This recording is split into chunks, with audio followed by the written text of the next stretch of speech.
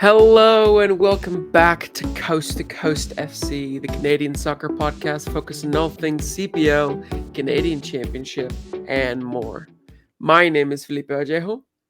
And I'm Mike Rice. And today we are doing our final episode in our season preview series where we'll be looking at the two BC clubs in Pacific FC and in Vancouver FC. Before we jump in, remember to follow us on all of our socials at Coast to Coast FC, as well as finding us on YouTube now under the same name. So you can see our lovely faces and the visuals we've created. And consider giving Canadian Soccer Daily a follow now that we're partnering with it. And hopefully you see some clips from our episodes in the coming weeks. But yeah, let's get started talking about first Pacific FC, but we can't talk about Pacific FC without talking about the breaking news that literally came out today at the time of recording on Friday, Yeah. March 22nd. We have breaking news. Ottawa have signed Manny Aparicio. It was in the works. It was it was highly rumored. There was sighting of him down. I believe it was in Mexico where they were. Yeah. And the friendly, and then we saw Manny Aparicio there, and also we saw a former Pacific teammate, Amir Didic, but we haven't heard anything yet for Didic, though it looked No. like it's only a matter of time for him as well. But yeah, Atletico Ottawa going from strength to strength, signing two of the best CPL players in the league, two of the best CPL players that we've seen in the league for the last few years. And the fact that they're coming to the nation's capital alongside all of the other names that we mentioned in the Ottawa season preview episode, it just makes it seem like they're quite clearly now, I'd have to assume, strong favorites for the regular season and maybe the playoffs, right, Mike? Yeah, I mean, if they get the Didic deal over the line as well, finding Luke Singh, who they've just brought back on loan, who obviously had a year there already, so he's well versed in what to do. So it's a huge signing for them. Well, I mean, Aparicio's making the money, highest paid CPL player, I believe now. Yeah, some reports 2 year that deal. it's the best contract, like it's the Yeah. highest paid contract in CPL history. Exactly. So 2 years, potential of a third. Like Ottawa have got him tied down, like for his best years. Like, and yeah, it's going to be terrifying. And yeah, you got to feel for Pacific and their fans as they're watching this unfold in front of them. Yeah, because I feel like for Pacific fans, it was all right when Didic and Aparicio were looking for bigger and brighter things beyond the CPL. But if both of them land back in the CPL, not with Pacific, but rather with Mm. a direct rival in Atletico Ottawa, that one will have to sting most likely Yeah. for more Pacific fans. But let's get into talking about the business with Pacific because, as we just mentioned, there's some big holes being left behind with Didic and Manny Aparicio leaving, and it's not just those players, but also a few other players have left a little bit of lacking in depth in certain areas, such as defense, which is very bare bones right now Yeah. for Pacific, and with also the leaving of Ethan Ungaro and Gennaro Daniels, Mm-hmm. there may be a little bit of lacking in the attack in that number 9 role. We'll talk about that in a little bit as well. And the big question at the very end is going to be, will this team, as it currently stands, be good enough to make the playoffs, especially when you consider how much other teams around them have really strengthened, like Atletico Ottawa and the other team that we'll talk about in the second half of this episode. But let's start talking about the players that they have brought in. Let's talk about, they haven't brought too many players in so far compared to some other teams like Valor and their rivals in Vancouver FC, but they have managed to bring in some pretty decent players. We have Alain Dum, that's probably the biggest player to come in, given his track record playing in Ligue 1 and Ligue 2. Comes in with probably one of the best experiences Yeah. and just career CVs that we've seen in the league.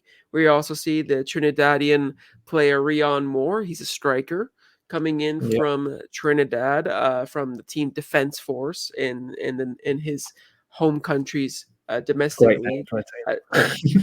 yeah, Defense Force. It's up there with Go Ahead Eagles for me. Yeah. But they've also brought in Dario Zanata, who's pictured there as well, the Canadian forward, a Victorian native, so a little bit of a Yeah. homecoming there for themselves. They Yeah, it's got not maybe just a little over on the jealous. mainland.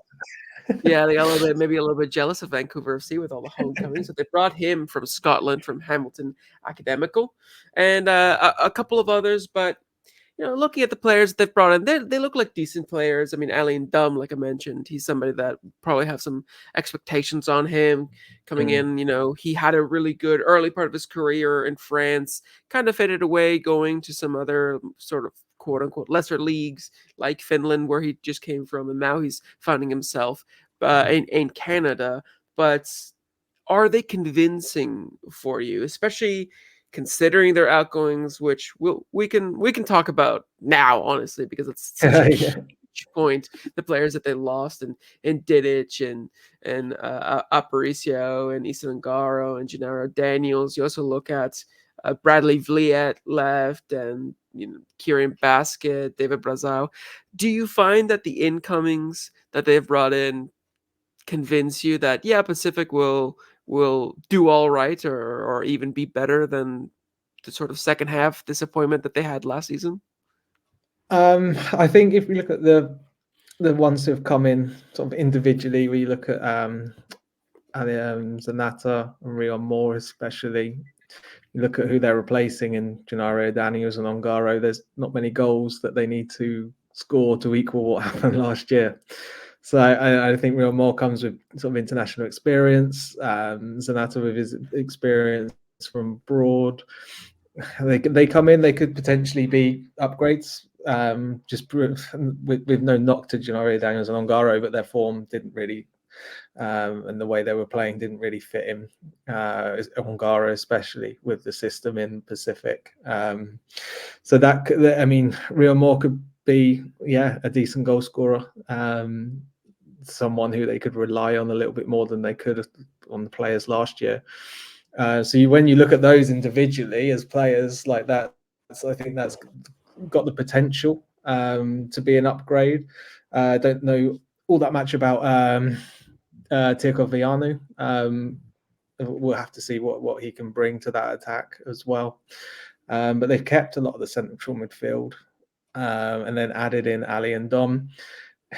When you look at that, it's tough for him because obviously now it's going to be okay. So we've lost Aparicio. What can you do? And he's going to he's not a direct replacement, but from the outside, like for anyone looking at this team, they're going to wonder, can he be? And all of a sudden, there's a lot of pressure heaped on his shoulders. Not to mention, obviously, like to see where Sean Young can progress and other players in this team. And the biggest one, I think, at the moment is that, like you mentioned, the gap with Didic leaving. Like they haven't replaced him. They haven't brought anyone in. Paul Amadoume is now going to be promoted into starting centre back, and that's it. They were obviously in for Frank Sterling, I believe, but financially couldn't compete. York ended up signing him, but I think, I mean, do you agree with that? I'm just curious. Like, I'm looking at some of these players individually, especially in the attack, and thinking, well, they could be upgrades. Like that looks like decent business. But you can't just replace Didic and Aparicio. So I think it's harsh to look at those areas and think at least they have got central midfield depth, but it's the defense that's the big problem. Yeah, because I think that's one of the biggest things is you look at the fact that you have a team that is losing some big players, and evidently they don't have the funds to compete with some of these other teams like we saw in the Frank Stirring saga. And they have two sort of dilemmas where they have to look at replacing Manny and Didic, trying to be more like for like, which I don't think we have seen yet, or strengthening other key areas like in the attack that we're seeing a little bit more now with Rian Moore and Darius Anata, and desperately they need to reinforce the defense, not just with a Didic profile, but any central defense. Because like you said, like I think it's just Amadume and it's Thomas Meyer Guier. I have no idea what's going on with Eric Lajeunesse. He was a player that we saw last season that they Interesting. Yeah. they retained the rights for next season, so for this season, after he was done university. So maybe he'll come back into the fray at some point during the season and be that depth option that, I mean, right now they so desperately need. But Yeah. yeah, the fact that they have, again, then we don't know, we're not balancing their books for them, but it seems like they don't have that much cash Mm. right now to be able to throw around, as some of the other teams that we're seeing, probably because of Yeah. how many players that they brought in the season prior, a lot of the big players, a lot of the big names that they brought in at Mm. the beginning of the 2023 season. And now maybe it's a little bit of, we can't afford to bring a bunch of stars in again because we have a lot of these players still on our books. Didic has left and Aparicio's left, so they have some money, I'm assuming, but whether they will be able to actually use it to bring in a big center back, or at least, I mean, looking at their squad, they at least need another two center backs and probably another fullback, because if you look at their defensive roster, they have four players, which is their starting Oh, back line. So they need at least three, probably four players to bring in for the defense. So that's a lot of players that you have to bring in with not that much time left. We're no. about what 2 weeks, 3 weeks out from the beginning of the season, and there have to be. I think the roster compliance date is like April 4th, I believe, or something like that. I think so. Don't So they? Yeah. even less time, and Yeah. It's going to be tight. yeah, time is ticking for Pacific, and while replacing Manny Aparicio and replacing Didic is a huge thing, you got to look at the other areas that they need to improve. You got to look at the defense as an entirely as something that they need to strengthen. You look at the midfield; they seem set. I think that's the strongest thing of Pacific. I don't know if you agree. Is their Definitely. midfield Yeah. Aparicio, and losing Aparicio is hard, but you're right. Like they've got really good. Like they haven't got Aparicio is a star, but they've also got 3, 4 really good level CPL central midfielders. Exactly. You have Sean Young, you have Stefan Yates, you got Cedric Toussaint, now you have Ali and Dunn coming in. I don't know what Tirko Vanu, the Romanian guy, what his Mm. best position is, because he's coming directly from Romania, so I've seen no clips about him.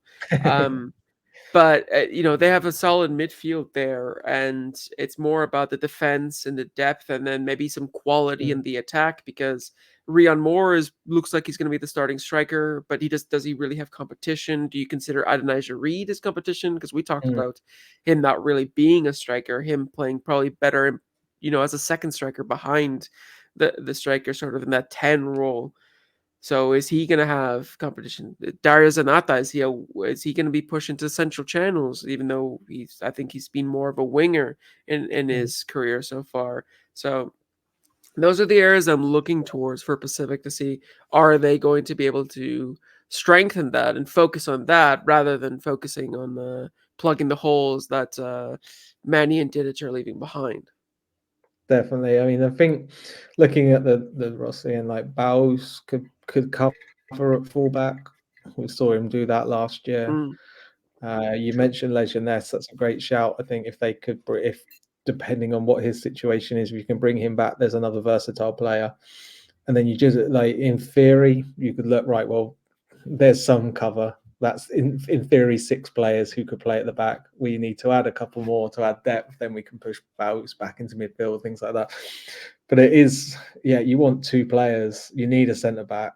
Like you can't rely on Amadume and TMG to play 90 minutes every week. And Amadume's a young player who hasn't, who's still learning. He's I don't. We'll have to see what we see from him this year, but I'm not sure if he's starting level CPL week in, week out level yet. There was definitely some signs of promise, but some signs of naivety, should we say, in his game last year. So yeah, it's a busy old period for them these next few weeks. No, and especially when like you consider you look at the back line and the oldest player in that back line is Thomas Mergier. Before Didic was that leader, and now the back is sort of maybe lacking that leader.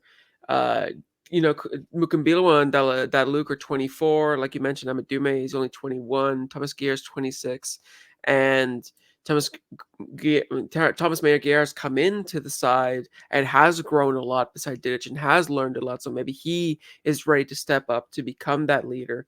But I still think that you probably will want to bring in a little bit more experience in the back line, somebody that has, miles in their tank that can help Mayor Guerre maybe reach that next level. Maybe he's not quite there yet, at least from what we saw towards the end of the season. But now you have the capability of a very talented center back of Thomas Mayer Guerre learning from somebody else if you can bring in someone that fits that profile. And again, it's not a like for like replacement of Didic. I think they shouldn't be looking towards that, but it's more of somebody who brings that experience and that leadership into that role, especially in the central defense, to help Thomas Mayer. I think that'll be a huge aspect for them. But yeah, no, it's a tough time for them. It very much feels like right now we're seeing Pacific in an area of transition, like a time of transition. I don't know if you agree there, but when you sort of look back at the team that they were in 2021, and you look back at even the team that they were 2022 and 2023, it's nowhere near for where they were then. And last season felt like it was their season, and it didn't turn out that way. And now these big players have left, and now we're sort of having to see Pacific kind of shape in this new direction. They're still under James Merriman. A lot of the same players are still there, but it feels like this is the beginning of a new sort of page for Pacific because some of these big players have left. And I wonder if you sort of see it as like, there was the experiment last year of let's bring in some top quality players, some stars, star-started lineup, let's make it work, let's push for that silverware, sort of like a win now mentality. And now that it didn't work, they're sort of saying, okay, so that didn't work. Some of our big players are leaving. So now let's focus on a different way of getting there. Maybe it's not a win now, but a win soon, and starting to, slowly build and bring the pieces in to make a championship winning squad, not in one season, but maybe over the course of the next couple. Yeah, definitely. I think, like you mentioned there, with the age groups of the defenders, these are players that have got a lot of their career still ahead of them. And if Pacific can keep hold of them, then they've obviously identified a few players here that are going to be top. Like you've got players who can play in championship winning teams. Can they? Dada Luke's one of the best right backs in the league. Like they've got these players that can perform at really high levels in the CPL, and it's just trying to build a better roster that's going to push players on. I think they've just maybe got a little bit too cluttered, top heavy last year, and things didn't quite work out towards the end of the season. Obviously, as we found as they tumbled from the down from the top spot. I think that's what they've looked at with the players they've added. They've identified, right, well, we need a starting centre forward. We'll look to bring in a starting central midfielder in Ndom. Sonata's obviously there to compete. They've got two good wingers, three if you look at Adonai Jari too. So they've got the depth there now. They've got without being overly fill. So now it's looking at the defence, but I think they're cautiously going about it, it seems, making sure that they can prepare themselves better. And yeah, we'll have to see. I think I agree with you. Maybe like an experienced head at the back would be useful, just to help with sort of the whirlwind of like of media that's gone on around them rather than for them. So, but yeah, I think continue to add these young players. I know that. I mean, that's what Pacific look to do, isn't it? There's young players we're going to help you develop, and we'll try and sell you on and get you off and help launch your careers and into big things. And yeah, we'll surely see a couple of young players come back in, and I think Lejeunesse is a good shout from you there. If he's available and he wants to, I guess. So, but yeah, a good sort of steady head at the back as well to take a little bit of the pressure off TMG will probably be very handy. Yeah. Yeah, because you think about some of the other teams, and like, well, that's something, a criticism that I had of Vancouver FC last season, and even towards the end when they were doing well, is like, well, what they're so missing is that they need an experienced head at the back. It's like Rocco Romeo, similar to Thomas Merguier, very two good younger center backs that are becoming leaders, but still maybe need a little bit more help before they can get there. They're not quite there, and I think that experience head at the defense will allow Thomas Merguier to sort of maybe get that last little nugget of knowledge that he needs before he's like, okay, I can be the leader that organizes that back line. And so yeah, maybe a 1-year contract for an experienced head. I mean, Daniel Henry maybe or somebody of that quality, of that caliber. I think that's something that Pacific FC might be needing ahead. But yeah, we could well it's see him step out as a leader there. Like he's of been, course, like he has been. We like Vidic will sort of shadow put a shadow over anyone with just the sheer size of him and his quality. But TMG both was physically fantastic and like, on both metaphorically. ends of the pitch. Yeah.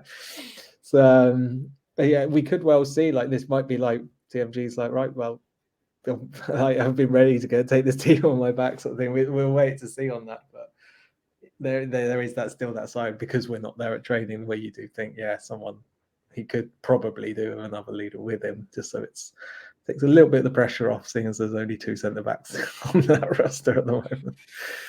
Yeah, exactly. Yeah. Either way, regardless of even if whether they get a leader or not, they need center backs. They definitely need center backs.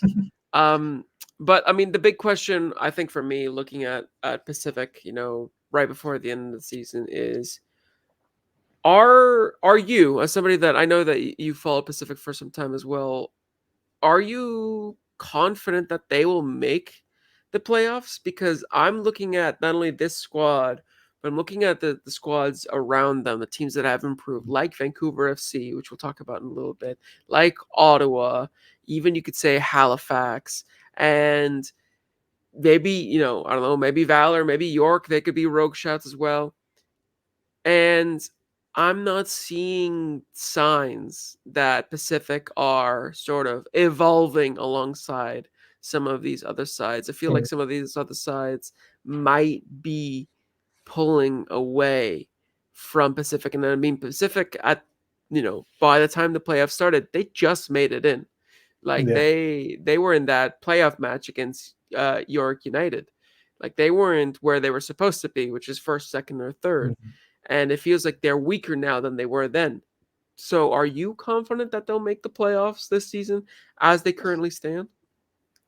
I think it's really difficult, because we have we have to sort of detach ourselves from the fact that Didic and Aparicio have gone, because that it swirls around, and you immediately think they're much worse off than they probably are. Not saying it's not a hit, but it's quite easy to get carried away. So people listening probably Especially with the been watching news this. today, with Exactly. it just breaking today, it definitely will affect you more. But you look at players like Stephen Yates, when he first, early parts of the last season, he seemed very cautious, looked a really good talent on the ball, but as soon as he got near the final third, he just wanted to lay off the ball. Come to the end of the season, he's being a little bit more aggressive when he gets into the final third. Got some shots away eventually, and so a lot of these players now are going to have to step up. And when you look at when you look at them sort of man for man alongside some of these other teams, it's still competitive. It's just not as cutthroat of they're better. But position for position against whoever they come up against, you haven't got this. Well, Pacific have got 6 players that are better than the opposition's players in the same position. Now it's a little bit more even. But these players now have got to step up, and it's now the time where you're going to see if Sean Young's going to go on to become an MLS player or look for places in like opportunities in Europe. This year he's got to take an even bigger step up to show like I'm ready for this. Like like this is your chance now, and this is where you're going to be really going to where your progress is going to be seen and highlighted even more. Cedric Toussaint was a fantastic 6 last season. Like they've got that, like they've got a really high quality player who can do that, because when he was missing, we noticed holes in transition. They've got quality. If Rio Moore can score goals, I still think they can make the playoffs, purely because I think whereas Ottawa are obviously strengthened like dramatically, and Cavalry looks strong, obviously, once again. I mean, again, all on paper, but like we don't know how everyone's going to fit, and it's like things can happen, injuries and everything else. But when I look at around the other teams in the league, I don't want to be harsh to Valor. Maybe not Valor, because they still are a bit of a basket case, but all the others look okay. Like any one of, there's probably about 5 teams there competing for like the last 2-3 positions in the playoffs. And I don't look at Pacific and go, yeah, no, they're going to fall behind they're going to fall behind York. They're going to fall behind Halifax. I just think they're around the same, and it's going to depend on who can manage the season better.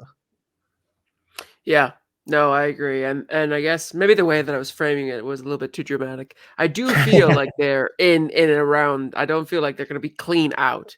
I'm just saying No, that but, yeah. I don't feel as confident as I did last season. You know, looking at again on paper, where I saw the Pacific FC side before the start of the season, and I thought this is a team that might win the league. Like playoffs was not even a question for me. Yeah. But now looking at this season, you know, they have still some really strong players, like you mentioned. So many players there: Kunle Luke, Sean Young. I mean, Iman Saluf was my favorite player for the first half of 2023, and I'm hoping he reaches those levels again, because I think he might be a key part for Pacific FC if he stays fit, and if he kind of, you know, I don't know, maybe it was a work rate or something like that kind of affected his game in the second half. But I'm hoping that they can reach that level and compete with the likes of Ottawa and Cavalry and Forge. But just the way that they haven't strengthened all that much, and you might argue that, you know, or a person might argue that they don't need to strengthen all that much. Maybe they had the good basis in the first place, and they just needed a couple of extra parts to kind of get over that hump that they created from last season. But it's still, you know, looking around, I'm not as confident, and I'm still, like you mentioned, I'm still kind of seeing them in and around the likes of, you know, like Halifax, and then around the likes of, I mean, not even Ottawa. I would say Ottawa probably. I've pipped them above Pacific just on paper. I might be proven wrong in the season, but just on paper. But like Vancouver FC, you could argue now with the people that they have brought in for that 4th and 5th place there. And I'm just hoping that they don't have another season like they did last season in the second half of the season, where sort of the wheels fall off and they have this massive fall from grace, and they never really recover from it. And then there's where you start to look at the possibility of Pacific FC missing the playoffs, which would be ridiculous considering how strong of a team they've been historically in this league, in the short history, but still, they have a track record of consistently being in the playoffs. So yeah, it almost would be unthinkable, but you never know. And I think one thing that they have that's a strength, and I wonder if you'll agree with me there, is that I think they're coming into the season with less expectation, and that actually might be a Possibly. blessing in Mm. disguise for Pacific, because everyone will be like, they lost two of their best players, and they lost, their two starting strikers, and so a lot of people might be counting them down and out, and that might be exactly what Pacific need. Maybe it was the pressure from last season that had them sort of fall off in the second half of the season after leading at the top of the table, and then that's what caused them Mm. to sort of get into a little bit of a train wreck at the end. Now going into the season, they don't have that pressure. That pressure's on Calvary. That pressure's on Forge. That pressure's on Ottawa. Definitely on Ottawa. I would say Yeah. that the pressure's that pressure that Pacific had last season is now definitely fixated on Yeah. Ottawa, and maybe Pacific are sort of like happy about that. Happy that the pressure's not on them. They can now put their heads down and just work hard so that they can surprise people, and they can put that season that they had last season behind them. Definitely, because I mean, you mentioned Ottawa again there, and I'm just thinking like we've gone like it's easy, like we have, like I have, and everyone else around the Canadian Premier League. Is you just see the massive loss of Aparicio and Didic and think, oh my god, this is terrible. And if they both get added to Ottawa, you think, oh my god, this team's going to win the league.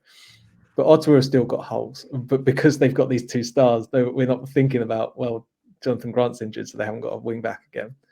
In theory, they still, True. if when Didic obviously if he comes in, they've got two starting centre backs now, but they don't have a huge amount of depth there. It's not like they've got two players for every position. There's still things for them to do, and there's still things for them to work out, and they've got possibly a similar difficulty that Pacific had last year of, okay, well, we've got some really good players in this position. Like, where do you put Kevin Dos Santos, like Mateo Debrienne, or do you go wing backs? Do you go wingers? Like, how there's still a lot to work out and to unpack from Ottawa.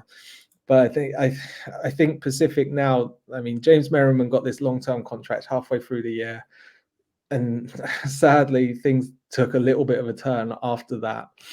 And the end of the season didn't go as they would have hoped. Pacific have got a lot of confidence in him to give him that contract to start with. We've seen from his interviews, we've seen from how Pacific did, especially in the first half of the season, that he is a very, very good coach. He's still a very young coach as well. So last season was probably like really his first one of, right, this is me stamping I've got the chance to bring the players in that we want, and we can do this, and this is how we're going to set up our team, and this is how we're going to set up our roster. That's the first real proper chance it's been his.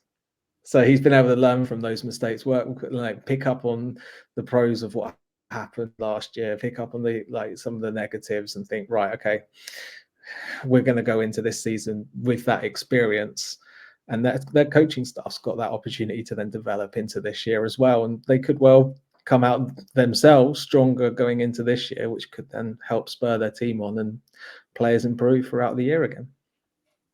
Yeah, that's true. I think the the season that they just had will serve as a lesson, not just for the players, but like you mentioned, with the coaching staff.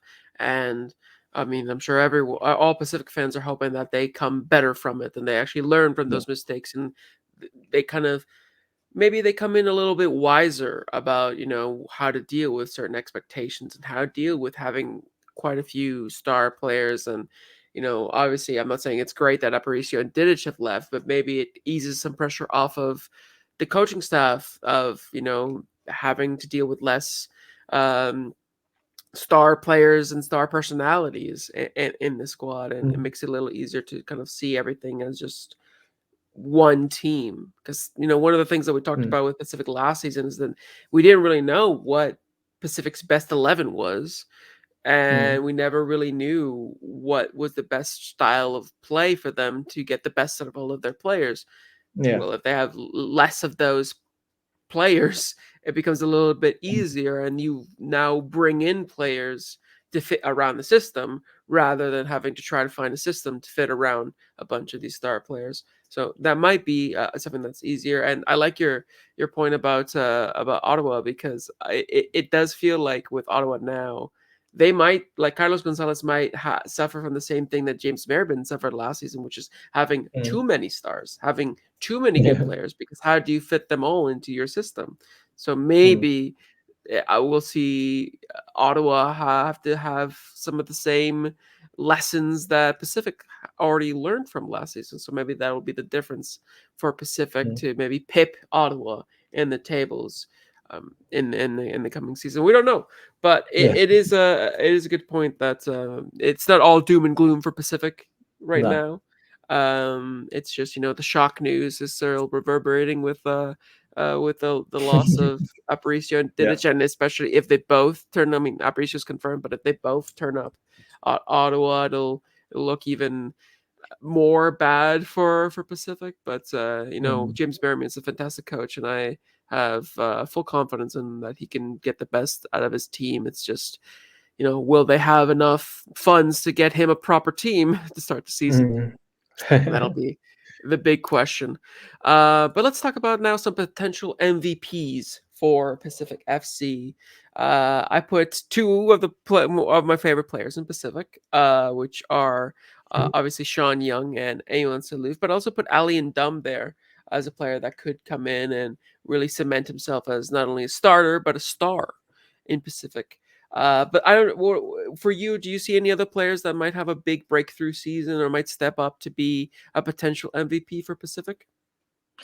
I mean, if Riyad Mahrez can score goals, then he's definitely going to be one that they've got. They've got a decent midfield and support that on the wings and attacking midfield that can definitely has the ability to get him the ball. And we'll see what more he can do as a striker if he can take a huge make a huge difference to what the strikers weren't able to last year. I mean, that will show up even more. So possibly he could be one to keep an eye on. And I guess again, you look back. I keep saying it, but we've had a centre back as a MVP last year, so I'm kind of imagining it won't be another centre back. But if TMG can take this big step up, and we think, wow, like he's really taken on from what Didic did, like. And then you've got the likes of Kunle Dadalu, and like is an exciting player. We'll see what they can do, but I think you're right. It's probably going to be one of those three, but yeah, TMG and Riyad Mahrez are probably ones to who will be competing for it anyway. Yeah, definitely some good players, some good ones to watches for having potentially big seasons for Pacific. But looking at the potential starting 11 for Pacific FC, not many changes at all, really, in terms of from last season. Only two big changes at striker and as one of the eights. But starting from the back, we have Emil Gazdov. I think we're both in agreement that he'll probably get the nod ahead of Yeah, the returning Sean Melvin there. The two center backs, like the defense chooses itself, not necessarily yeah, due to quality, but more yeah, that's the only defenders they have, really, yeah. natural defenders at least. In Mukambilwa, TMG, Amadume, and Kunle Dadaluk. In the midfield at the six, like you mentioned, Cedric Toussaint has been one of the best sixes in the league, especially on his day. There's a few players that are as rough in a tackle as he is. He really gets stuck in, and he loves to do that. And then in the eights, we have Sean Young, who hopefully he can have a first half of the season like he did last season, because he was on Yeah, track to be the MVP yeah, until he was about inked in Team of the Week. yeah, it was inked exactly until about June, July. Yeah, And then pairing alongside him is the new signing, Ali and Dum. Again, we've already talked about he might potentially be an MVP candidate if he has a big season. And then we have the front three of Amon Saluf on the left, Josh Hurd, the captain, on the right, and the striker, the only natural striker that they have, Rion Moore. Yeah, looking at that team, again, there's quality all across the pitch. They definitely have the capability of you know, competing with pretty much every team in the league and getting results. It's just about over the course of the entire season, do they have enough depth and do they have enough yeah, that's legs in the yeah, team that's the big thing, to isn't be it? able to keep that consistent, and if they don't, and they start to get maybe a little bit of an injury crisis, or they start to, have some players maybe not on form, that's where it could all start to fall apart for Pacific. But yeah, that's our season preview for Pacific. We'll be moving on now across the Salish Sea Back on the to ferry. Vancouver FC onto the mainland. And we're going to be talking about the BC homecoming party. It's a party down here in the lower mainland, as Vancouver FC have liked to create by bringing everybody home, whether it's from across the CPL or across the ocean. Anybody who was born and raised in and around the lower mainland, you're welcome back at Vancouver FC. But it's not just Anyone who's not anyone anyone in who's this not what. roster who's not born in BC is probably just sitting there sweating like, they're going to replace me with someone from here. Very true, very true. If you like, they'll probably be like, I have to change my birth certificate now. I have to change where I was born. But it's not just the fact that a lot of these players are from BC that makes their signings exciting for Vancouver FC fans. It's also that they are really good quality players, some of the top players from CPL and from the outside CPL that have sort of revitalized the squad that at the beginning of last season didn't really look like a CPL squad, and they definitely didn't play at the level of a CPL team. It felt maybe they were in the between sort of League One and CPL at the beginning. They brought some players and then they started to play more like a CPL team.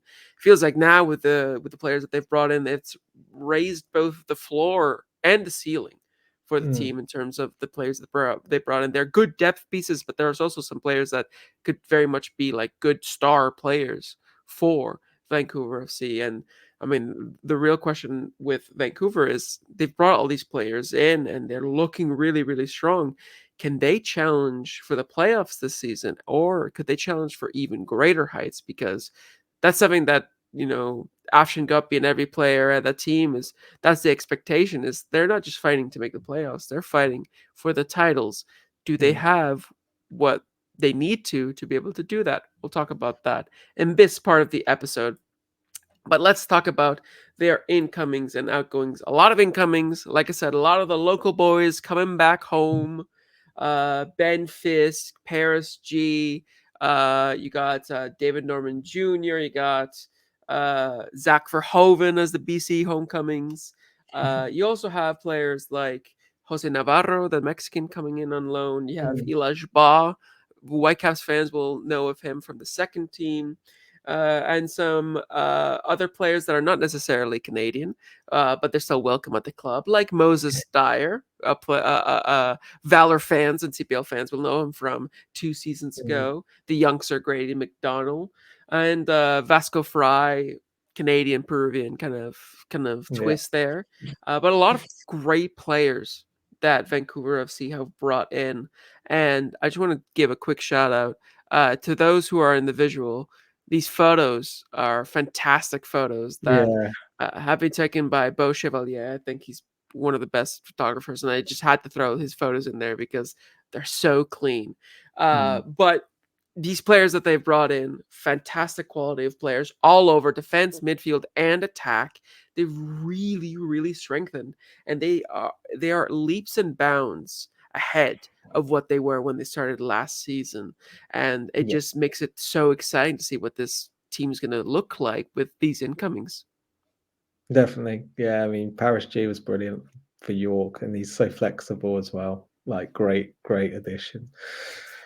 And David Norman Jr. as well. We're just talking with Pacific, losing a key head, and you want someone in there who's got experience who can come in. Rocco Romeo's now got that. I mean, Anthony White was brilliant last year for long periods for a young player, just making his steps overshadowed a little bit by some incredible performances from James Cameron, but still, like, this is now like a starter, and Anthony White can keep developing. And they've got a bit of rotation. They don't have to rely on him so much. And yeah, it's been. I mean, on paper, this looks like they've really attacked the areas that they thought would improve this squad, and yeah, it looks really exciting. Yeah, and that's the thing, is that it's not just in one area. It's all across. Mm. I mean, the only position that they didn't strengthen because they didn't need to is in goalkeeper, because you got Callum Irving Yeah, is they already could one do of a the best. backup, I think, still. Yeah, true. They do still need Yeah. that backup there, but I'm sure they'll get that before the end of the season. But aside from that, Yeah. like, it's all over in defensive midfield, attacking midfield, on the wing, and down the middle, striker, wing back, full back. Like, it's just they have all the positions covered with new additions. And I'm curious about you, because I know with Valor, people are sort of drawing parallels of, a lot of incomings, a lot of signings to Mm. improve a squad that didn't do that well last season. Mm. Looking at the incomings from Valor compared to the incomings of Vancouver, what do you think the biggest differences are that maybe push Vancouver to be more favorites to make the playoffs than a Valor side? I think it's because of how well Vancouver did last year that a lot of these players who they've kept on will know that their places are theirs to lose.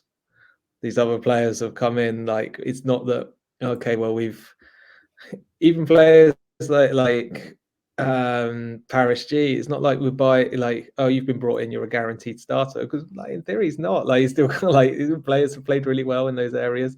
He's got to work out where he's best going to suit and fit in. Moses Dyer, like, you don't walk straight in over Alejandro Diaz. Like, you look at some of the players last year. Gabby Bitara and Mickey Cantav were fantastic together. So Ben Fisk, Navarro, Zach Verhoeven, you're not guaranteed a spot, but this is just now adding competition for places in different areas. Whereas in some other teams like Valor, like, to be lazy and use another Vancouver player, Sean Hundle comes in, you're a starter, bang, done. Right, okay, who else is coming in? You're a starter, bang, right, get out there.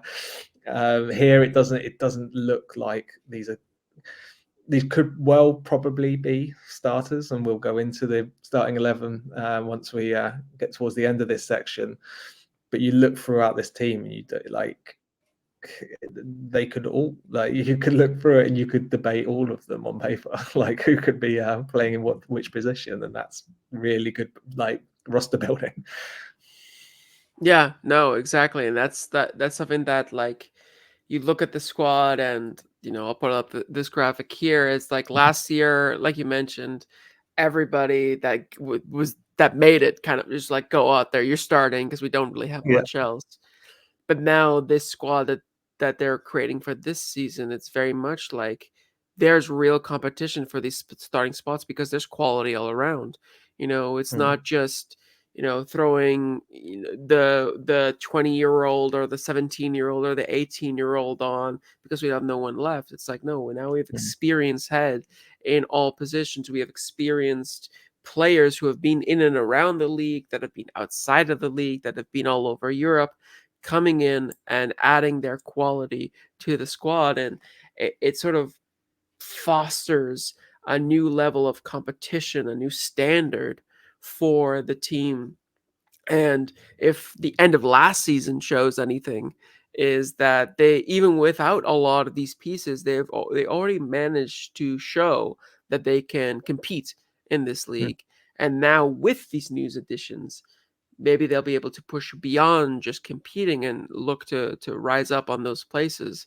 But before we get too much into that conversation, let's talk about some of the outgoings that they have had, because this sort of ties into what I was saying about Mm. raising the floor and raising the ceiling. Because some of the players that they have lost are no, I'm not disrespecting any of them. They're all better players than I am. But they might have not been to the quality that Vancouver FC wanted to be at when they sort of Yeah. started the league. Like, we've talked about it before, the project of Vancouver FC sort of began a year earlier than they expected because of the dissolution of FC Edmonton. The league wanted to keep Mm. 8 teams, and so it was sort of like, they had to get ahead of the schedule, and the players that they brought in were just what they could get in a short amount of time. And the players that they've lost, I mean, Sean Hundell has proven to be a good goal scorer in the league. So going to Valor, would like to call back to that prediction that you said that he'll score more goals than Guido Diaz. I'm not going to let you forget about that. Especially if Moses die next to spot. Yeah, it's very, very true. I mean, and to be fair, it's something that people forget about with Diaz is that he's only going to be here. I mean, on his current contract, half of the season. He's not going to Yeah. be here, That's all he for the needed though full when he season, was at Pacific. unless, yeah, that's exactly. If you can score 14 goals in the first half, you don't really need him for the second half. But yeah, aside from Sean Hundell and maybe Min Jae Kwok, who we were both pretty keen on being a decent player, some of the other players that have left the club didn't really have much impact. You look at like a Nicky Gima, you look at Lennon Thompson, Amir Kanani had a couple of good moments. Even Mejia was there basically for a cup of coffee. Ibrahim Bakare was a great motivator and he was passionate, but Yeah. some of these players, I think they were just not.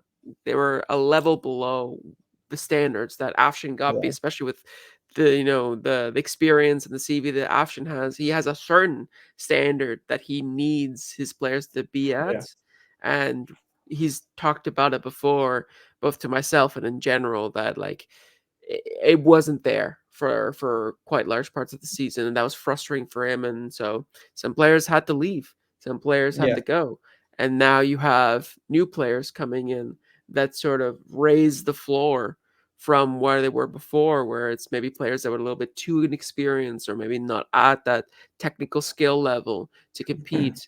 And now players that would have been surefire starters last season might be looking at becoming depth pieces in this season.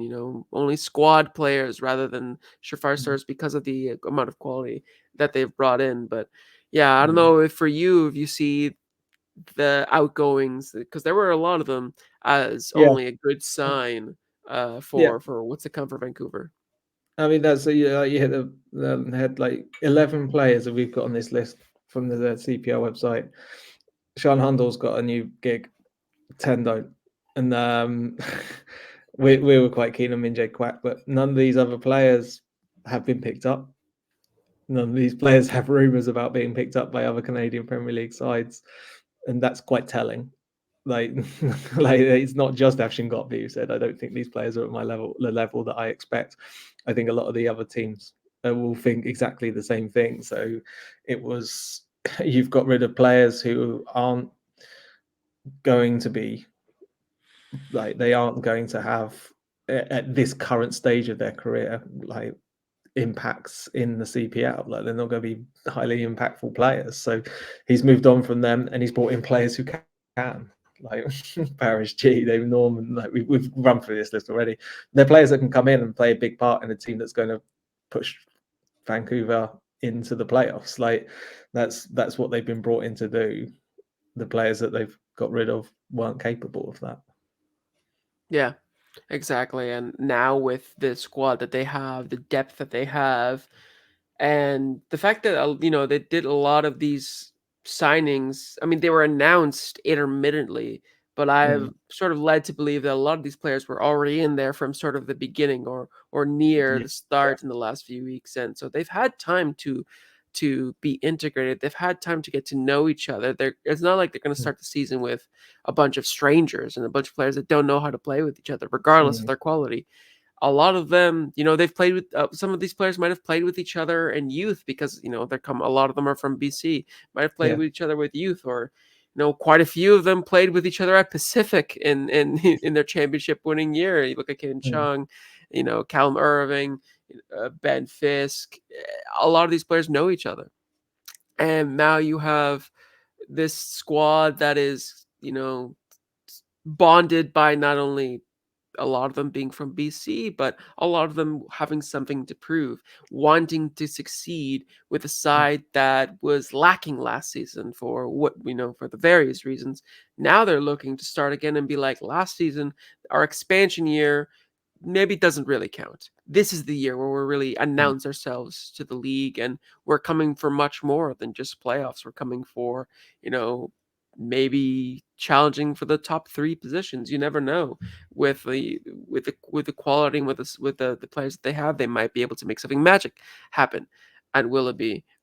But at least on paper, it very looks like they have the squad that can or Mm. has the capability to be pushing for, at the very least, playoffs.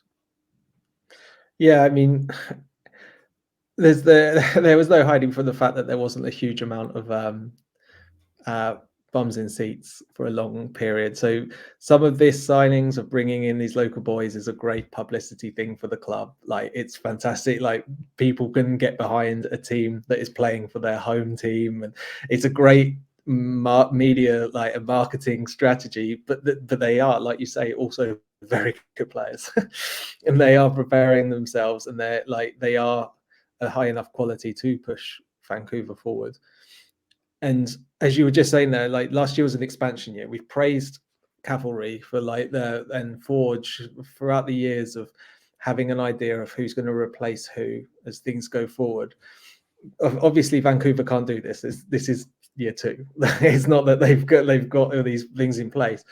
But when you look at the way they've built this team, it's now looks like, okay, well, now we have got these experienced players with a young player for a specific position where we are starting to see, like if you look at um, defense, just because we've done this, David Norman and Anthony White. Like Rocco Romeo's looks like he's going to be the long-term starter there. David Norman's come in. Anthony White can then look to work with these two. He's not relied upon, so he can develop a little bit more calmly. And if one of these players then gets bought, Rocco Romeo or David Norman, who end up leaving for any reason in a year or two, Anthony White's ready to step in. And they've got this across the pitch now. They've got like attacking players, like you can put Ben Fiskin and you've got TJ Tahid behind him. Like you've got all this in different, like across different parts of the pitch, and that's a really clever first step towards starting to make yourself a well-managed and well-organized roster going from year on year. Yeah. And that's something that I think I really appreciate, and I like something that I think is a strength of Vancouver FC, and their philosophy is that they put an emphasis on youth, uh, but they also recognize that they need experienced players to be able to help the youth out. So many times I've heard in press conferences when the conversation turns to Renan Garcia, Mm. he's 37 years old, but he's the one that is working the hardest in the gym. He's the one that gets there first and it leaves the last. And a lot of the young players get inspired by this, and that's something that they were lacking a little bit at the beginning of the season. But it Mm. also doesn't. That also means that with young players, just because these new players come in, they'll still have a role, even if maybe Yeah. they won't be starters. They still will have a role. And you have, TJ Tahid, who's again only 16, Yeah. coming in, and he'll turn 17 like I think 2 or 3 weeks after the beginning of the season, but Mm. like super young. You have Grady McDonald, who's just turned 16, so he's a year younger, Mm. or a few, like Yeah. not a full year younger, but quite like younger than Mm. TJ. That I know that with Afshin and with the philosophy at the club, they will get minutes. They're not just there to just sit around and be water boys. They will get minutes, even with all the signings that they've brought in. You mentioned Anthony White, another great example of a young player who will learn from a player like David Norman Jr. or a player like Paris G, and will be able to become better for it and will get minutes to prove himself, and Mm. maybe fight for that starting spot. And with the attack, they've brought in uh what's his name? Jose Navarro, a young Mexican striker on loan. He's going to be looking to learn from Alejandro Diaz. Maybe Mm. he's somebody that they're hoping that in the 6 months while Güero Diaz is still here, Jose Navarro can learn from him and can sort of, I don't know necessarily succeed him, but maybe sort of get closer to his level because he has him Mm. as his mentor. So all over the squad, you see these examples of young players having experienced players as their Mm. mentors and as players that they can learn from.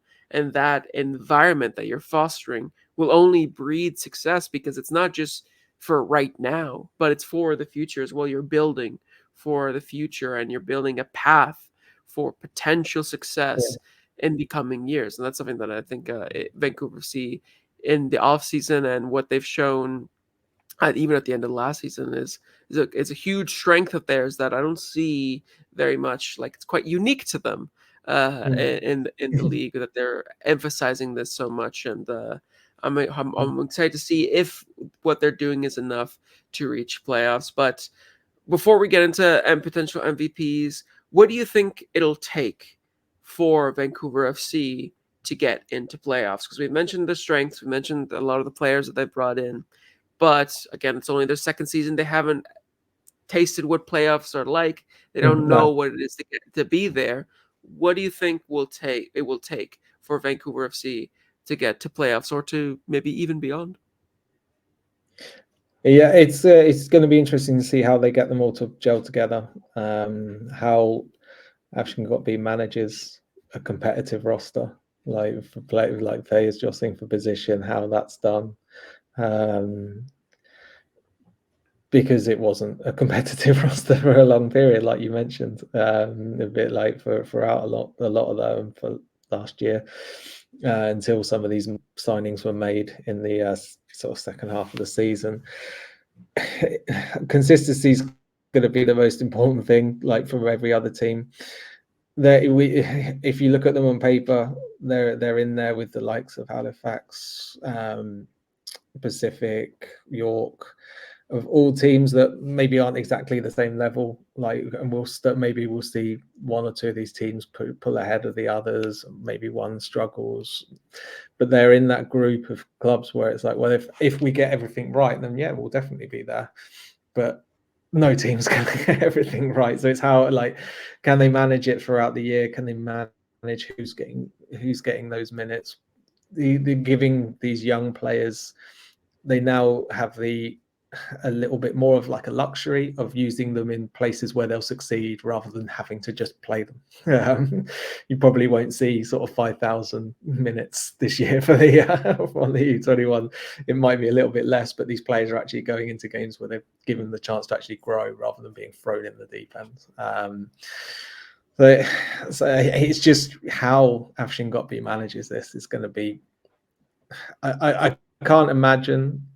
These players have all come back to play for their local club, like you said. Like a lot of these, they're I don't imagine there'll be the infighting and the disciplinary issues we saw at York last year, and craziness going off because things are so different from last year, and yet it's still super young in this club's history, obviously year 2. But there is going to have to be a way of working out like how you're going to be giving these players and keeping all of them happy throughout the year. Yeah, and I think, to the credit of Vancouver FC, they have a coach that probably has the most tools in his locker to be able to deal with that, Definitely. given his wealth of experience. And I know him more now after speaking to him multiple times, and he's somebody that very much puts his team first, and his standards and expectations of players don't change regardless of age, regardless of where you come from, how good you are. It's always just about, can you work hard and show me that you deserve to play and start. So I have confidence in that. I maybe that'll be something that maybe some players won't be happy with, and maybe that'll be something that we hear down the line. But I think on paper they definitely have the tools to be able to be a playoff team, and maybe surprise us all and be the dark horse in the playoffs should they make it. It will remain to be seen, but yeah, definitely a confident in my end. I'm hoping. I would love to see some playoff football live over here on the mainland, and I don't have to go to Victoria to see it. So fingers crossed that they do, at least for my sake. Yeah, I will say, like, I know there's sort of a joke about the what I said with Charles Hundle and Alejandro Diaz, but I still do, like, on reflection, I'm still curious about how dangerous Vancouver are going to be goal-wise. Because if Alejandro Diaz doesn't find his feet and he has the similar impact as he did last year, if Moses Dyer, like, if he can't get consistently scoring goals, Gabby Bitar and Mickey Cantava, I really enjoyed them as a duo, but they weren't banging in goals week in, week out. They're not high scoring, like attacking midfielders. Could they be this year? Possibly. I don't know, but Ben Fisk coming from Cavalry, who weren't scoring huge amounts of goals. Maya Bevan was scoring the penalties, but so a lot of these forwards have got a lot of potential. And Zach Verhoeven as well didn't score a huge amount. They've got potential, they've got quality, but they haven't got a great recent history of the amounts of goals they're all scoring between them. So that's something that, if I was being quite harsh and like trying to pick a hole in what could be an issue they have to overcome, I think that would be one of the key ones that they're going to have to work on. Yeah, that's true.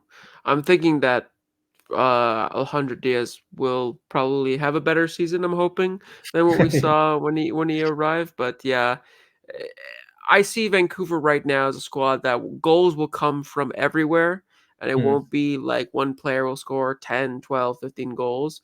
It'll be more about there will be a handful of players that have 3, 4, 5 goals for them. And personally, I always enjoy a team more that has that in their arsenal rather than having to over rely on one player getting the goals. But having a nice even spread of goal scorers, I think in the long run will do better. But yeah, definitely something to keep an eye on is if they have any goal scoring worries at the start of the season and throughout the season.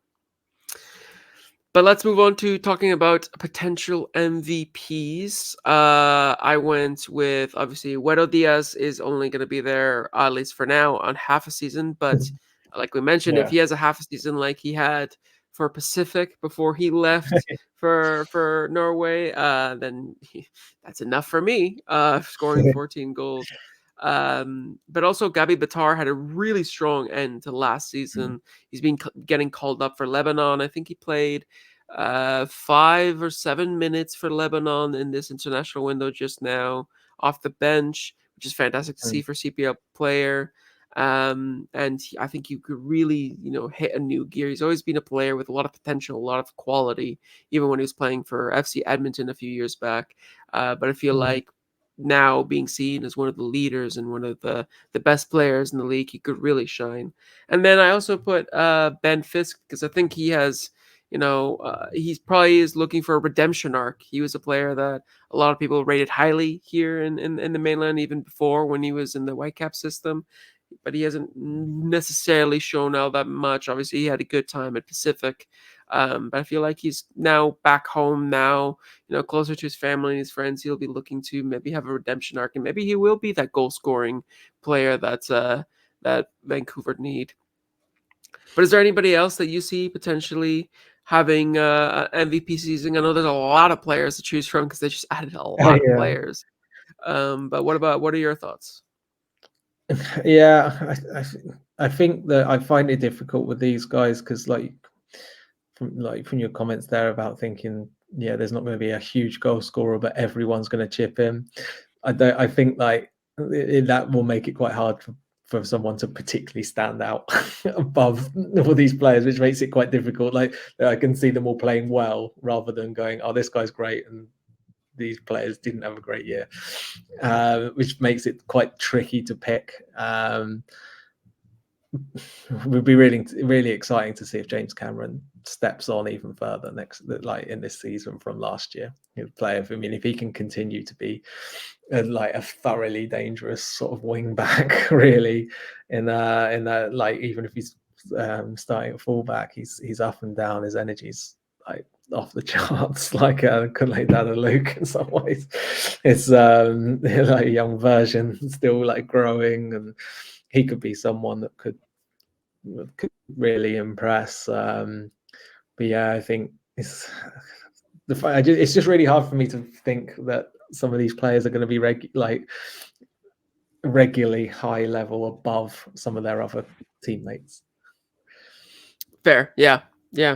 And again, we're going to talk about the starting 11 in just a little bit, but it's we don't know who could be starting 11, let alone have a big season Mm. and MVP. So this is one of those ones that's even more, I think, speculative and more difficult to predict than perhaps some of the other teams. And let's jump into the potential starting 11 for Vancouver FC, because I mean, goalkeeper chooses itself. Callum Irving, one of the best goalkeepers in the league, and then one of the best goalkeepers the league has seen.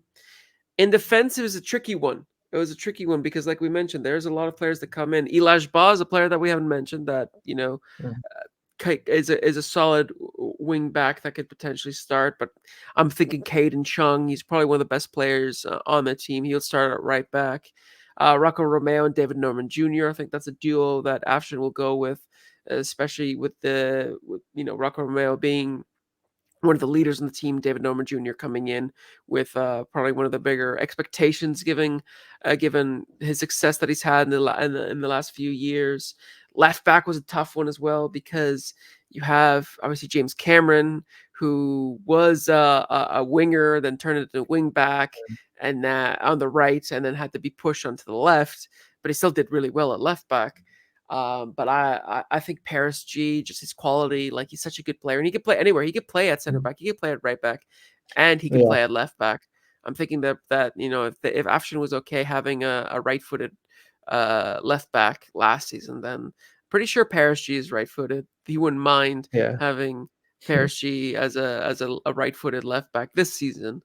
Um, but yeah, the two center mids in the 4-2-3-1 with Elliot Simmons and Renan Garcia. I don't think that'll necessarily change, even with some of the signings that they've made, just because most of them are quite young or are more advanced in the midfield. The 10 position, I think that belongs to Gabby Batar. Again, like I mentioned just before, one of the best players in the team. And then in the forward three positions, again, a bit of a toss up because there's so many attacking players. mm. I went with Mickey Kintav on the left and Ben Fisk on the right, and then the starting striker being Huero Diaz. But you had a shout maybe that Moses Dyer could crack the starting 11. Yeah. I'm not high on the Ben Fisk signing. I think people in Vancouver are probably higher than I am. Personally, this is just my pure personal thought.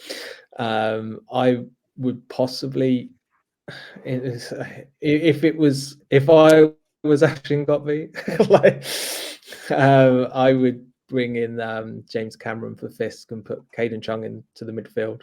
Um, like thinking about it back, like just I think And pushing the Batar to the wing. so well because I feel like they had their fullbacks were so attacking. They had sort of three central midfielders behind two attacking central midfielders almost. Kantav and Bitar sort of played off of the striker and sort of found different spaces and holes depending on if the fullback was high or if he was still deep. They would adapt their movements.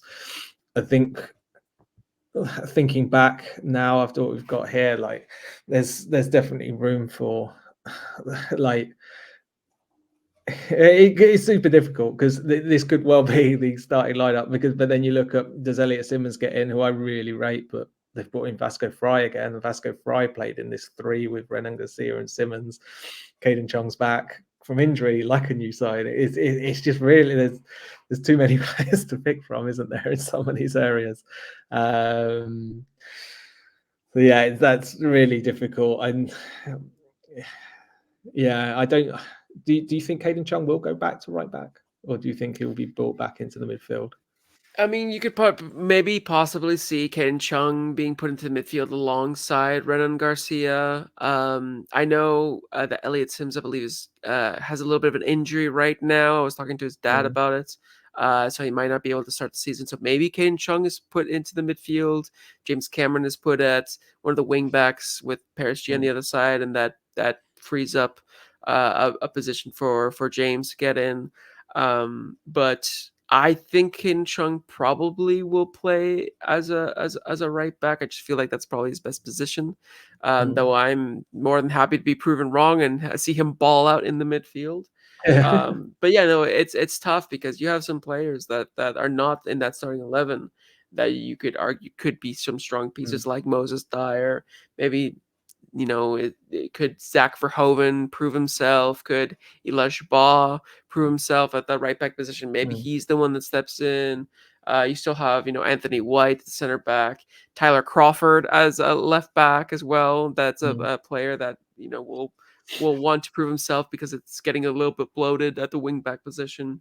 Yeah. And obviously TJ Tahit still, who's still, he's the wonder kid. He's not gonna want to fade into the back row. He's Yeah. gonna want to have even a bigger and better season. So still a lot of players that are knocking on the door of the starting 11, and that's a great thing for Yeah. Vancouver. And it's the best headache you can ask for if you're Afshin Ghapi is just having too many good players, because I feel like it was the exact opposite last Mm. season, where it just felt like he didn't have enough decent players for his team, and now Yeah. look where I he is think now.